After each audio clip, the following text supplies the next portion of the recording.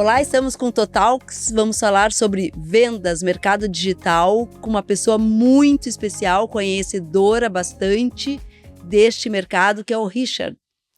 Olá, Silvia, Tudo obrigado. bom, Richard? Tudo bem, obrigado pelo convite, primeiramente. Prazer estar aqui contigo. Da mesma forma. Richard, tu é fundador de uma empresa de marketing digital, tu começou aqui no Brasil e hoje tu tá em Portugal, é isso? Isso, na verdade é o contrário. Eu comecei em Portugal, nós somos uma sales agency, então a gente faz a parte de terceirização da área de vendas, desde lead gen, através do outbound, inbound e ABM, então toda a estratégia de captação de leads, qualificamos e agendamos as reuniões para os nossos clientes.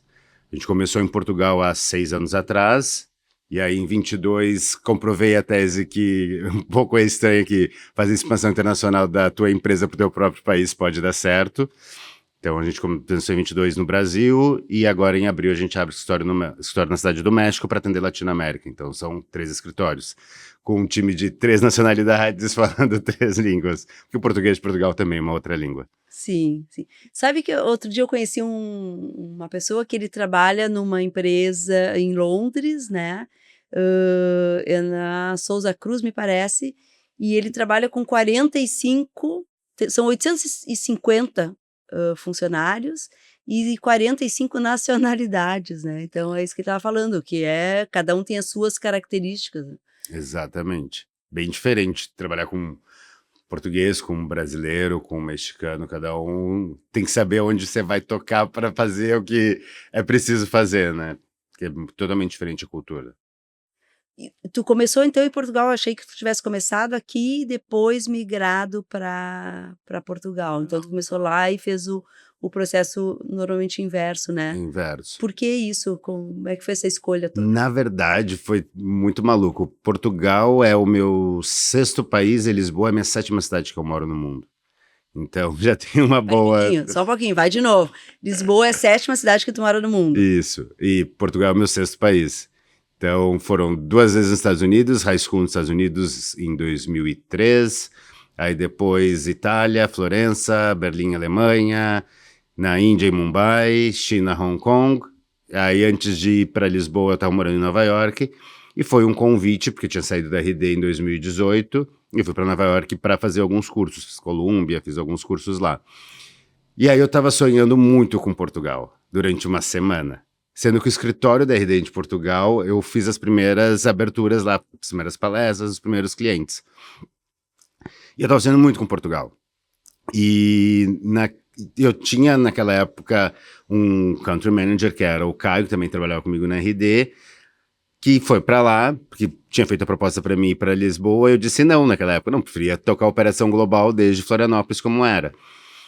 E aí, durante uma semana, eu sonhei que eu estava na beira do Tejo, no Rossio, e eu parei, tem alguma coisa me chamando lá. Eu sempre tive sonhos premonitórios. E aí eu liguei pro Caio, falei, Caio, a gente tinha uma oportunidade assim e tal, na época a gente começou a abrir as operações, o que tu acha de falar com alguns dos nossos parceiros? Aí ele, Richard, o não tu já tem, vai em busca do sim? E eu comecei a conversar com os parceiros de lá naquela mesma semana. Fiz uma proposta, que era na época um projeto de consultoria, que até mesmo eu ia continuar morando em Nova York, mas trabalhando, né, de lá. E aí, nesse meio tempo, a pessoa, a Ana, falou assim, não, Richard, a gente tem interesse, mas com uma condição. Você tem que vir para cá. E eu fiz a contrapartida, eu saí da RD para fazer mestrado. Aí eu falei, não, eu vou, mas só se eu fazer numa universidade aí de Portugal. E me fui de Nova York para Lisboa, acabei passando na Universidade Católica, e primeiro era só para, não, quando eu tô fazendo mestrado, vou fazer essas consultorias para me manter, depois eu volto pro Brasil, volto para uma empresa. Quem disse? Acabou dando certo, a coisa começou a crescer e eu comecei a empresa lá em Portugal.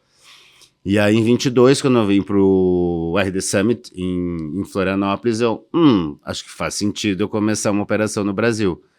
E aí que veio a expansão internacional para o Brasil de lá. Porque a empresa, na verdade, ela nasceu em Portugal, ela é uma empresa portuguesa.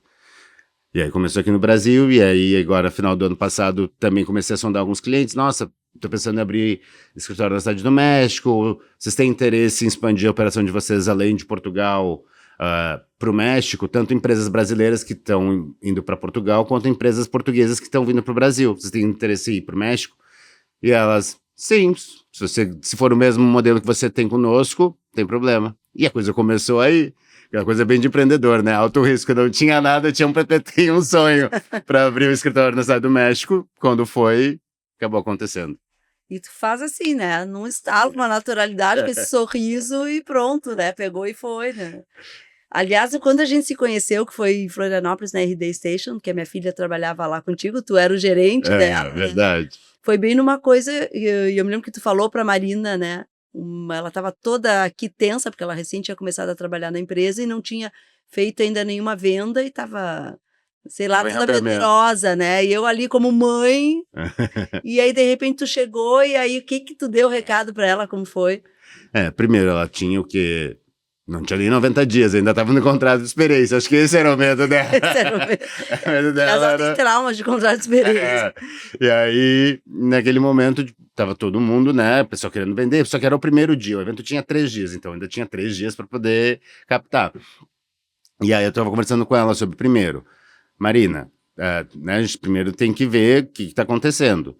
Porque ela fala assim, mas eu estou indicando para o pessoal, que, né, indicando para os outros vendedores, quando eu vejo que não é meu. Eu falei assim, Marina, vende, depois a gente vê. Importante tu tirar o cabaço. A gente diz, né, vá primeiro, faça a primeira venda, faça o gol, depois a gente vê, não existe gol feio. Importante é vender, faça a venda, depois a gente vê internamente.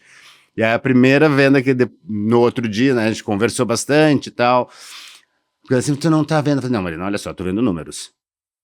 Eu não tô vendo se você está indicando ou não. Faça o primeiro gol. Vai. No outro dia, começou a ela assim, ela entendeu o recado e começou a vender e foi uma das melhores vendedoras que a gente teve naquela edição. E o que eu achei muito legal nisso que tu fala, e é importante falar sobre vendas, porque tu é um apaixonado por vendas, né? E quando tu fala, faz o gol e não existe gol feio, não existe mesmo, né? É realmente ir atrás de um resultado. E essa tua veia de vendas, assim, vem da onde, como é isso, e como tu leva pra ti isso também, né, com os teus clientes? Então, eu vou te falar uma história que é bem interessante. Eu sempre vim do marketing, na verdade. Eu comecei sempre, a primeira experiência em vendas foi com 16 anos, não, com 17, quando eu voltei da high school, para STB, na época que eu fiz high school por eles, vendendo carteirinha de estudante para o meu colégio, aquela carteirinha de estudante internacional. Não sabia que tu era tão velho. Isso já vai lá uns quase 20 anos, para mais, 22 anos atrás. E esse foi o meu primeiro contato. Depois eu iniciei como estagiário no Banco do Estado, no Banrisul, na Agência Cidade Baixa, que foi ali a primeira versão realmente, que vendia plano de capitalização, seguros, concedia empréstimo. Naquela época era o quê? 2005. Aí depois saí de lá, abri uma sexy shop com 20 e poucos anos, chamava Maison d'Amour. Aí depois de lá, eu fui para a SPM Júnior, como consultor. Aí ele fez alguns planos de marketing, depois fui trabalhar na própria SPM no Incompany, nas áreas corporativas de cursos Incompany. E aí de lá, enfim, fui para a Europa, foi quando fui morar na Alemanha e na Itália. E na volta eu entrei para o Grupo RBS, atendendo a campanha Crack Nem Pensar. Depois fui para o Kazuca. E toda essa parte foi marketing. Eu não sabia que tinha trabalhado no Kazuca. Sim, eu era... Baita produto. Na época eu era marketing do Kazuca, isso foi em 2009 e 2010. Então eu ia na época Glamour Girl, né, fotografar a galera, a venda de mídia, era muito bom realmente aquela fase, que era um veículo que falava com jovens. E hoje em dia é mais complicado você ter um segmento que fale com jovem, com a língua do jovem, feito por jovens. E aí depois do Grupo RBS eu fui para XP. E ali foi a minha primeira experiência realmente com vendas. Só que isso era 2011, por aí. E naquela época não existia nada do que existe hoje, em termos de metodologias, de CRM, do digital. Até hoje eu faço comparativo, que a gente fazia um inbound offline, porque naquela época a gente tinha metas de agendamento de palestras, realização das palestras, dava o canhotinho para a pessoa assinar. Lembra que antigamente tinha várias palestras, Sim. Como investir em ações, finanças pessoais. E aí o pessoal anotava o número, tu ia lá, pum, cold call, né, para investir. Que era o que funcionava na época. E aquela vez eu saí por eu não bater meta. Fui demitido por não bater meta. Durante acho que uns 3, 4 meses, um pouquinho mais. Puxa. Eu fui muito mal. E aí eu fiquei um pouco traumatizado. Não, acho que vendas realmente não é para mim, vou para marketing. E voltei pro marketing depois. E aí na Espaço Z, que era uma agência que atendia... Sim, Espaço Z. Filmes. Com filmes. Muitos aqui eu fiz no total. Sério? Muito! Se conhecia, porque muitas ações a gente fez com a Espaço Z, como é a Alice. A Alice, exatamente. Richard, a gente se conhecia, Richard não sabia. É verdade. Na época eu atendia... E era muito legal, o Espaço Z, eles eram muito mais proativos nesse sentido, né, de trazer os lançamentos, a gente fazia muita cabine de... Imprensa aqui, eu vinha muito de manhã, 10 horas da manhã. Falou isso? É verdade. Acho que não, não, faz quantos anos? Não? Faz 20 anos. E aí, na época era bem legal, porque a gente tinha todo o aproveitamento comercial do filme, que a gente vendia para as marcas fazerem aproveitamento comercial, que eram as promoções de ingressos, tinha a cabine de imprensa, que era para as mídias, e tinha as premieres, que eram aqui, muitas delas eram aqui. A maioria era aqui. E aí eu voltei para o marketing. Saí de lá e fui morar na Índia, trabalhar na Índia numa empresa que chama Endurance, na época ela era Reseller Club, que ela era revenda de domínios. Então fazia expansão da Índia, de uma empresa indiana, para a América Latina, Brasil e Spanish speakers, vamos dizer assim, né? Português e Spanish speakers.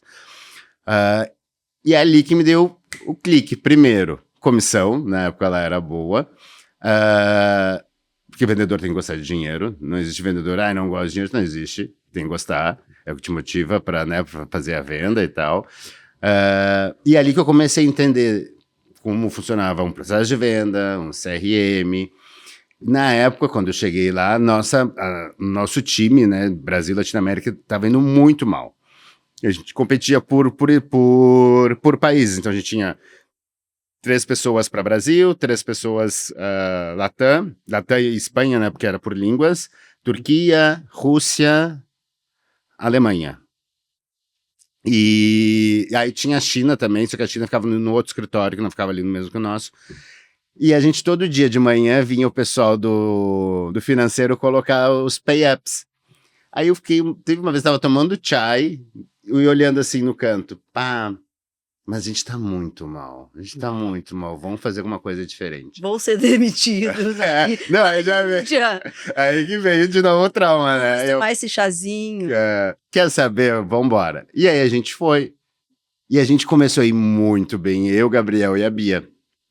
Aí tinha a Lili e o Jesus também. A gente começou a ir muito bem. Tanto é que, tipo, era na época do Leleque, leque. Lembra aquele funkzão que tinha? Leleque, leque. Isso era 2012, início de 2013. E aí, quando a gente começou a bater meta, a gente começou a subir em cima da mesa e dançava esse funk, porque eram os brasileiros batendo a meta. E aí, sim que, pum, despertou. Ali que foi a virada. E aí, depois, quando eu voltei pro Brasil, eu entrei na RD. E eu lembro que eu também tava com super receio, porque aconteceu a mesma coisa que aconteceu com a Marina, por isso que eu tive empatia com o que aconteceu com ela naquele momento. O meu primeiro mês, e lá era como todas as empresas, né, o contrato de experiência, vendas é 3 meses, meu querido, não bateu meta em 3 meses, me desculpa, né, tem o tempo de rampeamento, existe esse tempo, ou no mínimo uma conta você tem que fechar. E aí no primeiro mês, nada, e eu já, tem um alerta. E aí teve um dia que eu entrei às 9 da manhã para uma salinha de call e saí às 6 horas da tarde. Aqui, ó, ligando, mandando e-mail. Naquele dia eu não tinha fechado nada, mas já tinha avançado algumas negociações. 2 dias depois, começou a vir. E aí no segundo mês, eu bati a meta, que era na época, acho que eram 8 contas. Isso era tipo... Porque a energia de fim de mês em empresas de SaaS é aquela coisa, tipo, loucura, né? Tipo, vamos, tem uma energia que é incrível. Bati no dia 31, no dia 1º, 2, como eu tinha feito muita pressão e tinha feito muito movimento no meu pipeline, No primeiro dia já estava com 50% da meta batida do outro mês, que tinha acabado Nossa. de começar.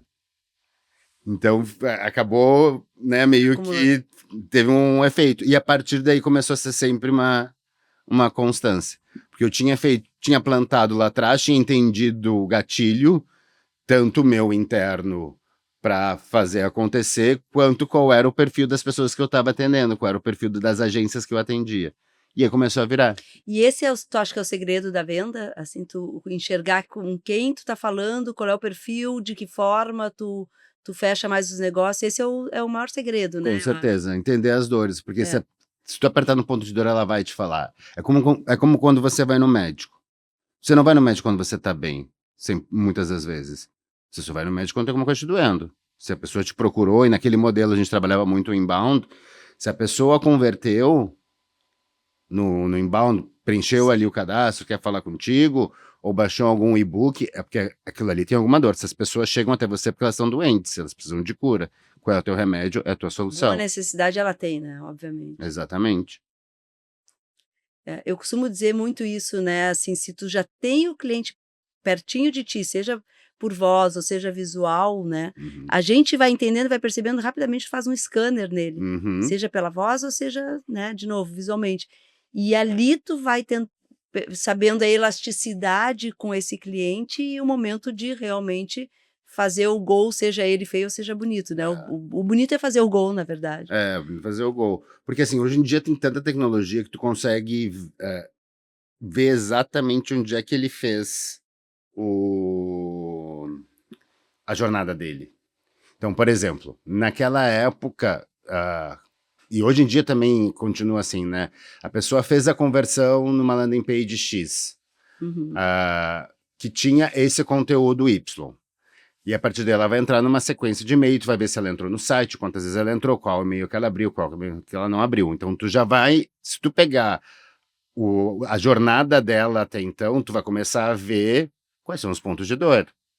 E aí o teu pitch vai ser muito mais assertivo, porque eu vi que você, né, possivelmente deve estar com essa dificuldade ou esse desafio, isso realmente se confirma.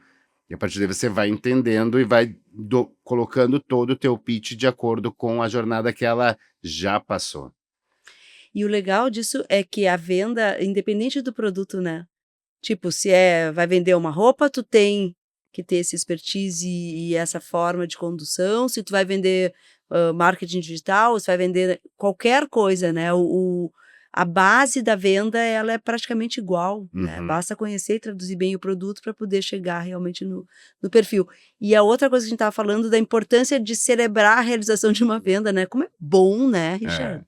É gol.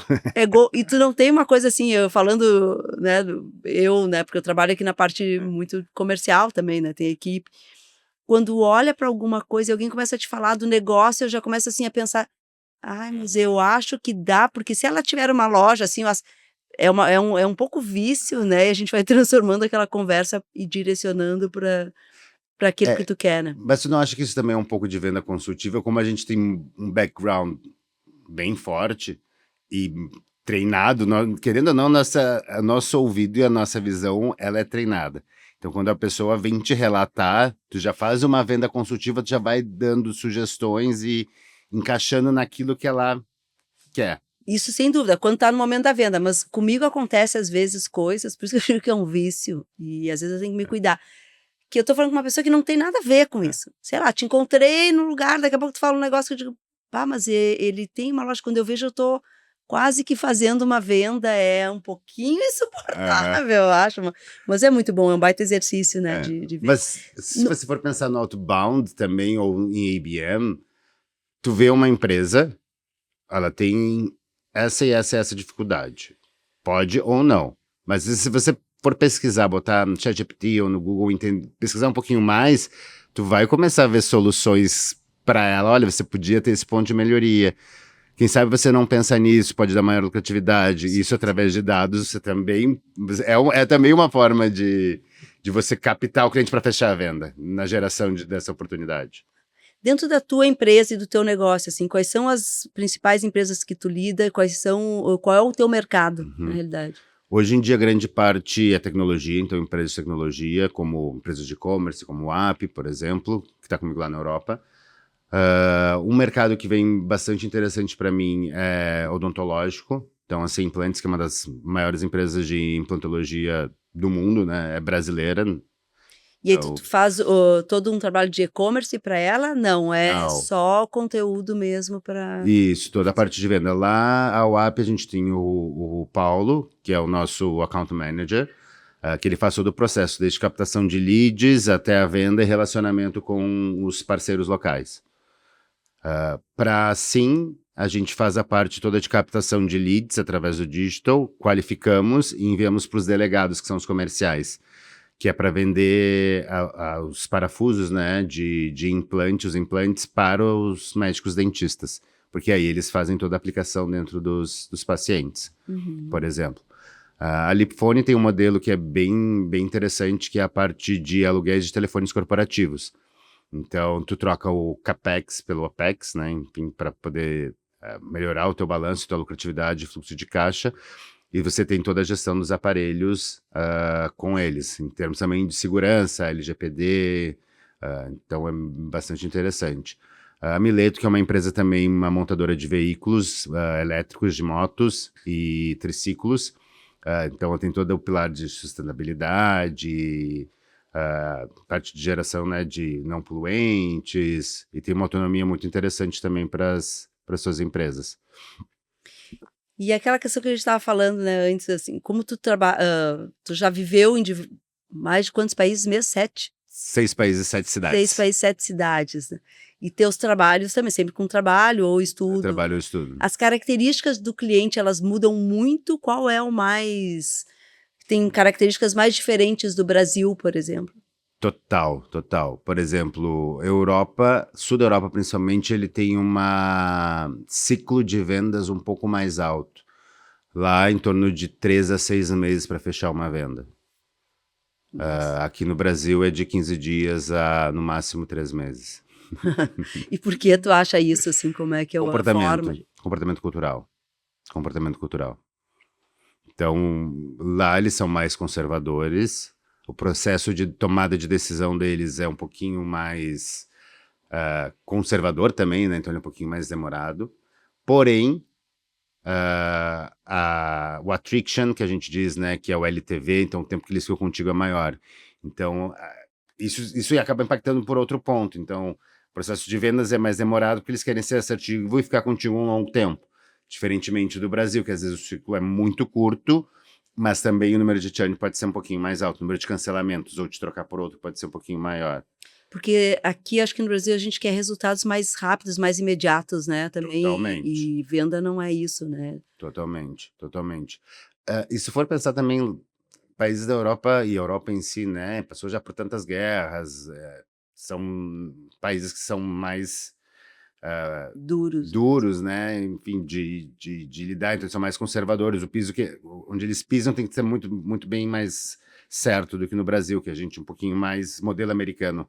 Acho que o Brasil bebe muito dos Estados Unidos, e não é que seja ruim, pelo contrário. Em termos de modelo de negócio, modelo de vendas, marketing. Então, isso a gente acaba sendo um pouco mais Américas. E eu te divido assim, em comportamentos de compra e processos de vendas entre Américas, Europa e Ásia. Por exemplo, na Índia é completamente diferente. Na Índia, eles inclusive, são muito mais touches que a gente faz na venda, ele é mais agressivo nas vendas do que, por exemplo, a Europa. A Europa ela é bem menos agressiva, são touches de vendas mais espaçados, até pelo teu ciclo de venda ser um pouquinho maior, né, desde o lead gen até o fechamento é muito maior. No Brasil, a gente consegue encurtar dependendo muito do segmento que você atua, então tu consegue fazer uma venda mais rápida. Então, isso depende muito de onde você está.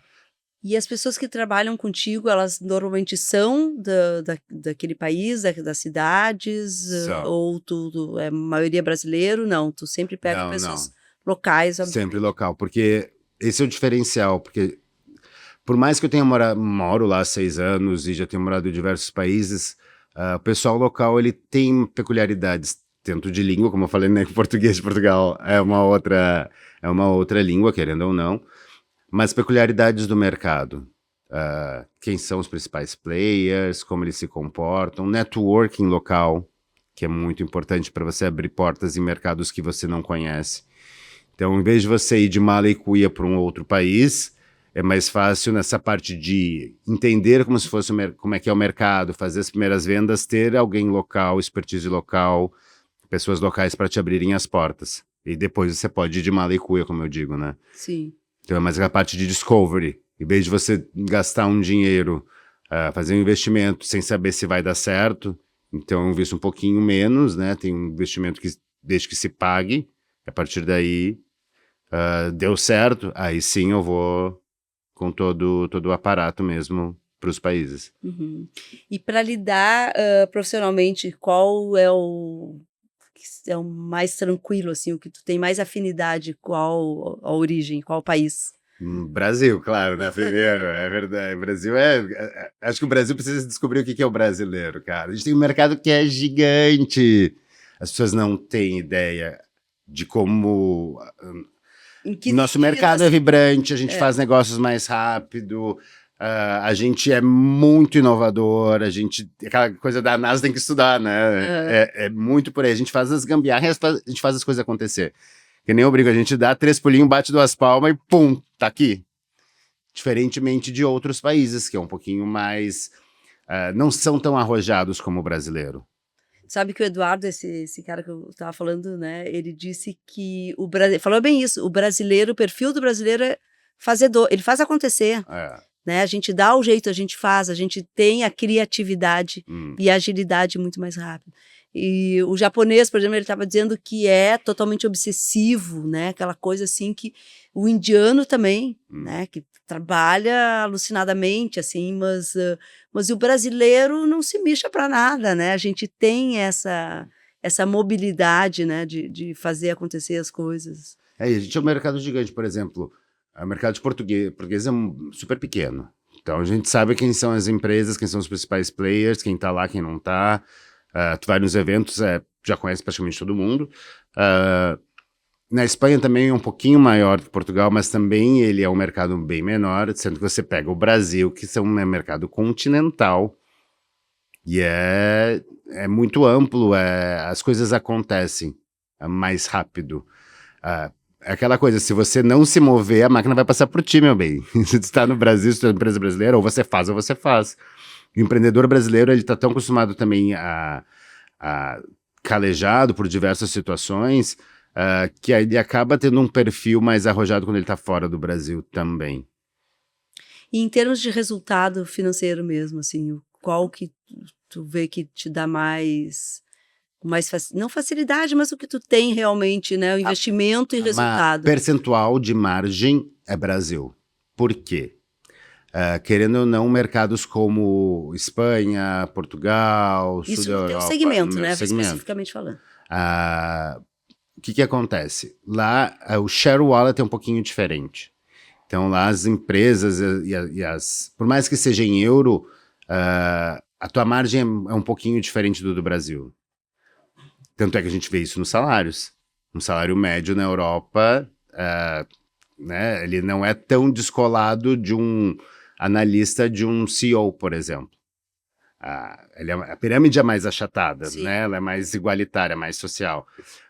E aqui não, aqui tu tem esse range diferente, então também você tem esse range diferente de empresas também, que, né, você cobra mais, cobra menos, acaba sendo um percentual em termos de lucro maior aqui no Brasil do que lá, porque lá eles são mais sensíveis a preço. É a questão do preço por Big Mac, que isso muitas empresas me procuram, isso quase toda semana. Quero expandir para a Europa, já me recomendaram vocês. Mas primeira coisa, por que você quer vir? Se é para ego, não venha. Você tem um mercado gigante aí no Brasil, explora melhor.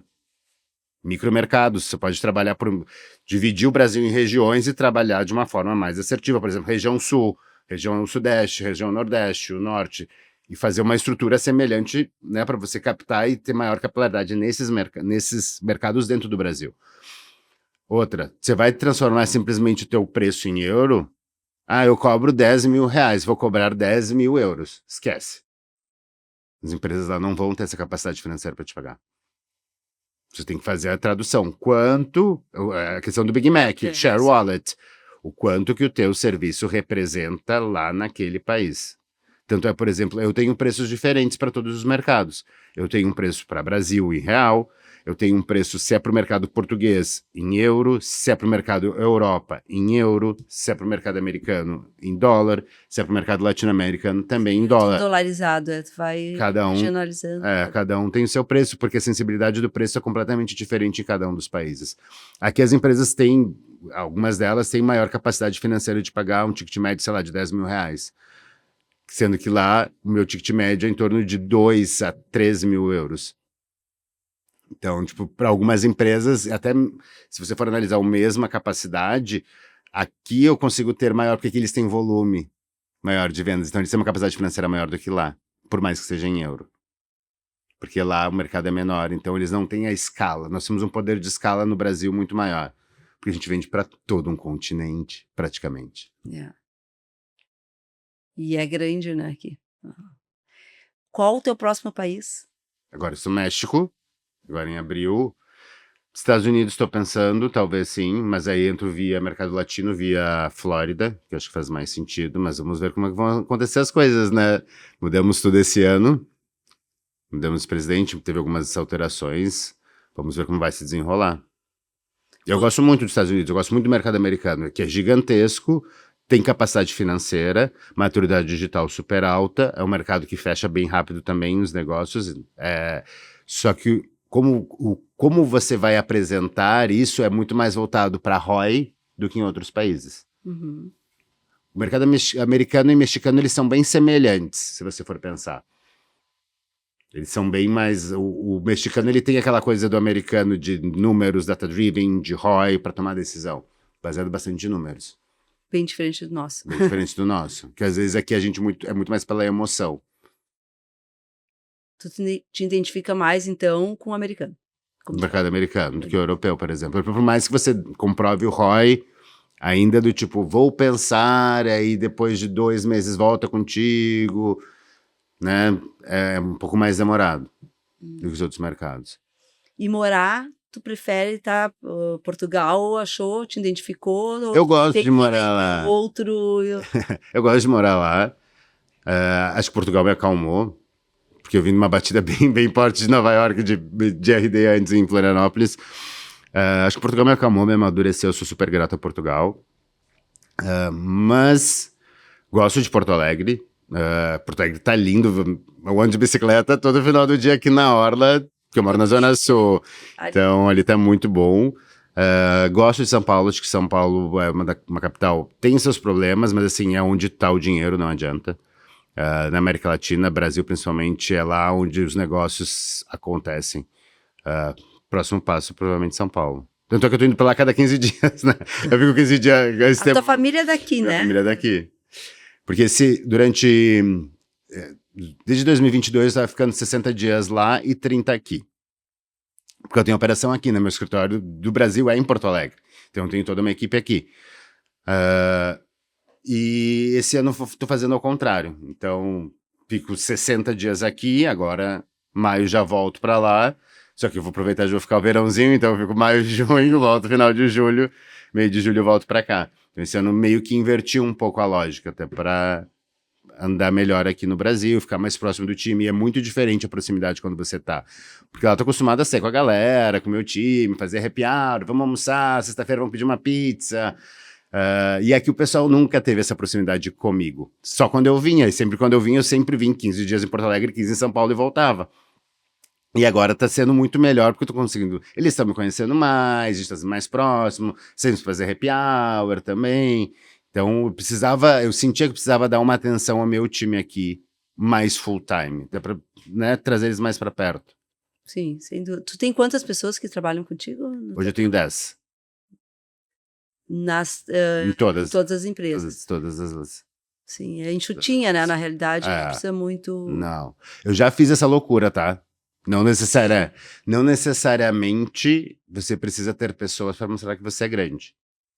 Eu já fiz essa loucura há uns 2 anos atrás, inflei, e aí eu tive que desligar algumas áreas que estavam, né, estrutura de custos e também muito tempo ocioso. Então, reduzi para poder deixar ela mais enxuta. A gente trabalha bastante por cluster, então tenho uma área que faz a parte de operations, faz para todos, um que faz a parte de lead gen, de LDR, que faz para todos, e o pessoal que está alocado dentro dos nossos clientes. Aí tem o pessoal de design, o pessoal de copywriter, que também eles atendem cross. Porque cada um dos vendedores é alocado dentro de uma empresa, né? Alocado não fisicamente, mas eles trabalham exclusivamente para aquela empresa. Então, as áreas que fazem de apoio, elas são todas cross. Porque isso que é o nosso diferencial em termos de preço. Porque se você for ter uma estrutura dessas interna, o teu custo vai ser muito mais alto. Claro. Então, conosco a gente consegue que essas partes de back office, né, você consiga trabalhar de uma forma mais econômica e entregar também resultado. E a faixa etária dos teus colaboradores, Nossa, depende muito. Muito variado? Muito. Eu tenho de 21 a 45 anos. É muito diferente. E como é a tua questão de liderança e gestão com esse time tão variado, tanto em termos, né, de culturais, né, por países que vivem, quanto faixa etária? Qual é o teu maior desafio, Richard? Hoje, meu maior desafio é entender os perfis, primeiro, e segundo, a gente tem que educar, mas não ser pai. Porque, assim, muitas vezes, até ontem era um tópico que eu estava na terapia até conversando sobre isso. A produtividade... Freud tem umas frases, né, que fala sobre que desde criança a gente sempre é produtivo. Então, a gente está brincando, montando quebra-cabeça, é um trabalho, é uma produção. A gente está na faculdade, está no colégio, a gente está sempre produzindo, sempre produzindo. E agora, como a gente trabalhar essa produção dentro de uma organização para que ela traga resultados? E aí, se você for ver, eu também sou professor lá na Universidade Lusófona em Lisboa e aqui na SPM nos cursos de Master. Se você for pensar, essa parte de educação é muito aquela coisa de como se fosse aluno mesmo, né? Tu sabe que o pessoal mais júnior e mais novo, você vai precisar ter uma atenção maior nas tarefas. Ir lá, revisar, verificar, olha, lembra quando a gente estava no colégio, primeira e segunda série, que a professora botava lá na época do quadro negro, né, a tarefa, sim. Aí ela passava, às vezes, tipo, né, na sala, olha, tá precisando de ajuda aqui, como é que tá isso aqui, tá indo certo? Pro júnior tem que ser um pouquinho mais assim, para poder desenvolver, porque ele também não tem capacidade de fazer algo sozinho. Pro já o pleno, consegue fazer sozinho, mas, né, vai e eu tô aqui. Se tiver errado, a gente corrige, mas faça. Melhor, é que nem aquela história do gol. Prefiro que você me entregue algo e a gente ajusta depois do que não fazer nada, não ficar com medo. E o sênior é aquela coisa que também tem capacidades, mas às vezes tu precisa também orientar, porque ele já vem, às vezes, com vícios e traumas de outras organizações que eles trabalharam. Então, essa é a reeducação deles. E não é questão de educação de pai, filho e tal, mas é reeducação e aculturamento dentro do que você está esperando, do que está alinhado dentro da expectativa deles. Por exemplo, não adianta você contar, porque assim, as pessoas às vezes entendem como sênior questão de idade. E não é. É que nem maturidade. Idade não quer dizer que é maturidade. Tem gente que tem 40 anos e não é madura. E tem pessoas de 20 que são extremamente maduras. Quantos anos tu tem falando nisso?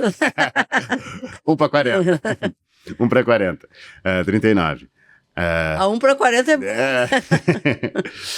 E às vezes, por exemplo, tem pessoas que às vezes têm uma certa idade, mas são júniores numa função.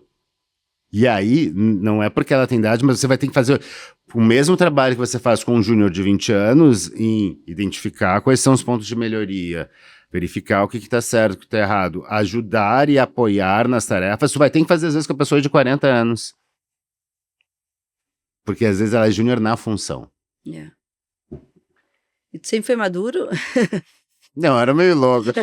Óbvio, tá na cara. Era muito doido, galera. Mas Quando é que tu deu essa virada, assim, de dizer, opa, agora eu tenho que fazer acontecer as minhas coisas e... eu acho que foram dois times. O primeiro foi quando eu entrei na RD. Acho que ali foi uma grande maturidade, tanto pessoal quanto profissional. A ideia da porrada, no sentido de criar músculos, né, Isso. mentais, assim. E de responsabilidade mesmo. Como eu te disse, por mais que eu seja, naquela época, contribuidor individual, eu sempre dava meu milestone extra. Então, eu sempre dava um pouquinho mais, porque, enfim, eu gostava daquilo, acreditava na empresa, e acredito até hoje, tanto é que virei parceiro da RD também, né? Hoje em dia a gente é uma agência parceira. Mas ali também que me ensinou do tipo meio corporativo, a entender, não somente analisar, mas ser mais reflexivo dentre as minhas ações, tanto em vendas como em gestão. Porque uma coisa é você analisar e cruzar dados, ok, mas é você refletir sobre aquilo, já é outro passo ali que a RD me deu. Depois foi na Digital.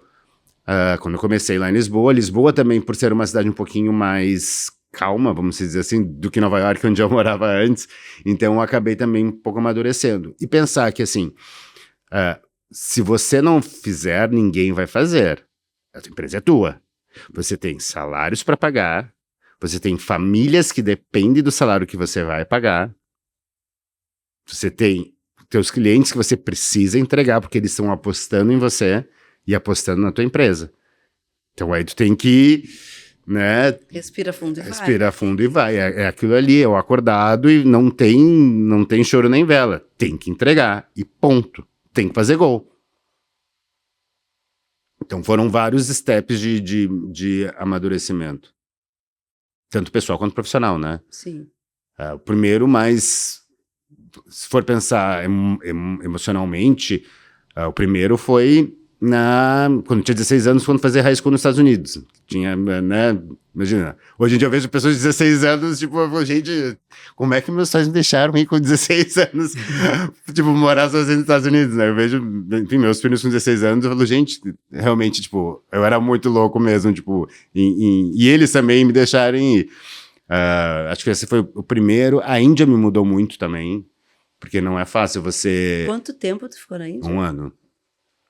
Não é fácil você lidar com uma cultura totalmente diferente. Isso vai desde o ar, desde a alimentação, desde as interações sociais que você tem, e principalmente a pobreza te batendo na cara diariamente. É isso que eu ia te perguntar, qual foi a tua maior dificuldade e o que mais te bateu pelo que tu acabou de falar, eu acho que... Principalmente do tipo...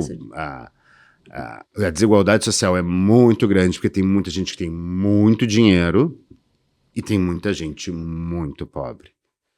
Ali foi mais o principal baque, assim, que eu tive em termos social, do tipo, qual é o meu papel aqui, sabe? Acho que a Índia me trouxe um pouquinho mais de awareness, de consciência sobre qual é o impacto. Que, na verdade, se for refletindo agora, foi o impacto que teve dentro de RD e da Digital hoje, né? Qual é o impacto? Tá abrindo empresa com qual propósito? Qual é o teu impacto? Eu lembro que muitas vezes que na época da RD a gente falava, né? Qual é o teu objetivo com parceiro e tal, da criação de ecossistemas.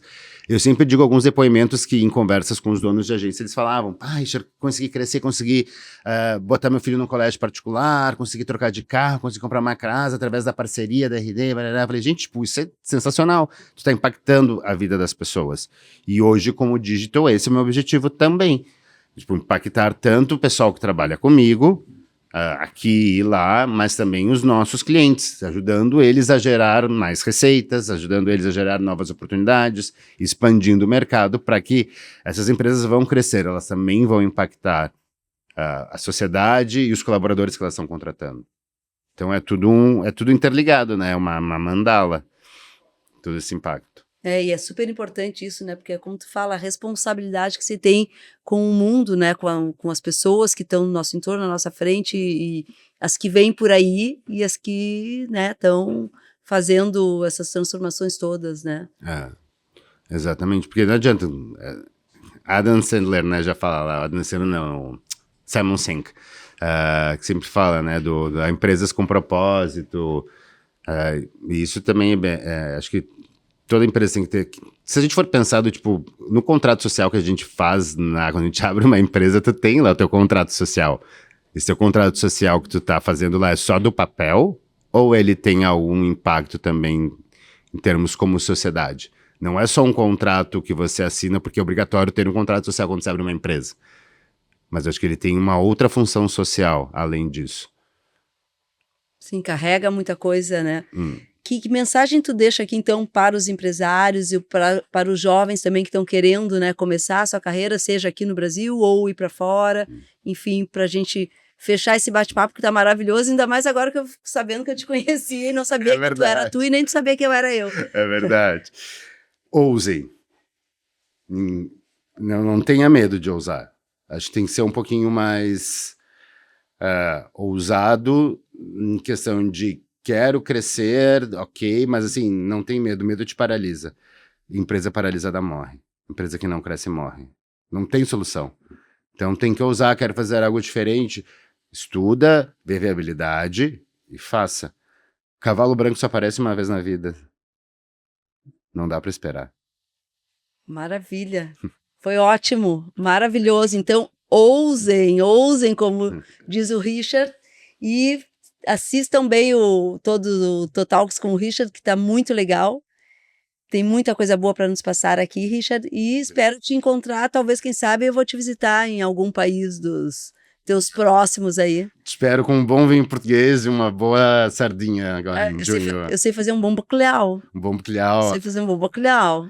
Boa, então tenho que provar para averiguar se está certo. Puxa, agora eu parei de falar para aqui. Vou te convidar para um bacalhau na minha casa, depois tu me diz. Pode ser, se tá bom, aí eu vou para Portugal. Se calhar vou. Então tá bom, assim terminamos o Talks de uma forma divertida e falando uma língua que eu não falo. Até já. E aí, gente...